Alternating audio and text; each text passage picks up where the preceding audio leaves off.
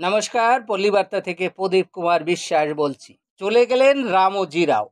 এনাড়ু ও Ramji film city এবং ইটিভির প্রতিষ্ঠাতা রামজি রাও আজ সকালে হায়দ্রাবাদে ইহলোক ত্যাগ করে অমৃত ধামে যাত্রা করেছেন। ভোর ৩:৪৫ হায়দ্রাবাদের স্টার হাসপাতালে শেষ নিঃশ্বাস ত্যাগ করেন তিনি। তার মৃত্যুতে সারা দেশে শোকের ছায়া নেমে এসেছে। প্রধানমন্ত্রী নরেন্দ্র মোদী তার মৃত্যুতে শোক প্রকাশ করেছেন। প্রধানমন্ত্রী শোক প্রকাশ করে বলেছেন, রামজি রাও এর মৃত্যু অত্যন্ত দুঃখজনক। রামজি রাও দূরদর্শী এবং ভারতীয় গণমাধ্যমে বিপ্লব ঘটিয়েছিলেন।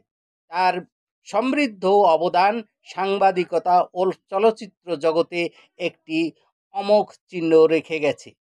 উদ্ভাবন এবং শ্রেষ্ঠত্বের নতুন মান স্থাপন করেছিলেন তিনি। সরকার গঠনের প্রক্রিয়া শুরু হয়েছে। তৃতীয়বারের জন্য সরকার গঠন করতে যাচ্ছে এনডিএ, আর তৃতীয়বারের জন্য নরেন্দ্র মোদী দেশের প্রধানমন্ত্রী হচ্ছে। নেহরুর পর নরেন্দ্র মোদী একমাত্র লাগাতার তৃতীয়বার দেশের প্রধানমন্ত্রী হচ্ছে।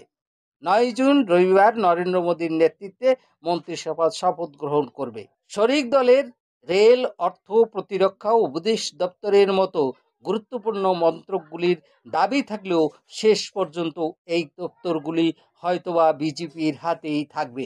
এবার আমাদের সামনে প্রশ্ন, বাংলা থেকে কারা মন্ত্রীপদ পাবে? এর আগে ১৭তম লোকসভায় বিজেপি পশ্চিমবাংলায় পেয়েছিল ১৮টি আসন। এবার তা কমে হয়েছে ১২টি। আগেরবার বাংলা থেকে ৪ জন মন্ত্রী হলেও কেউই পূর্ণমন্ত্রী ছিলেন না। এবার কি পূর্ণমন্ত্রী পাবেন? ২ বছর পর রাজ্যে বিধানসভা নির্বাচন, সেই দিকে লক্ষ্য রেখে কাউকে পূর্ণমন্ত্রী করা হতে পারে। রাজ্য থেকে সম্ভবত ২ জনকে মন্ত্রী করা হবে। তার মধ্যে নতুন মুখ প্রাক্তন বিচারপতি অভিজিৎ গঙ্গোপাধ্যায়ের নাম শোনা যাচ্ছে। অভিজিৎ গঙ্গোপাধ্যায় কিছুদিন আগে বিচারপতি পদ থেকে পদত্যাগ করে বিজেপিতে নাম লেখান এবং তমলুক থেকে লোকসভা ভোটে প্রার্থী হয়ে প্রায় ৭৭,০০০-এরও বেশি ভোটে জয়লাভ করেন। এবার হয়তো অভিজিৎ গঙ্গোপাধ্যায়কে সামনের সারিতে তুলে এনে লড়াই করতে পারে বিজেপি।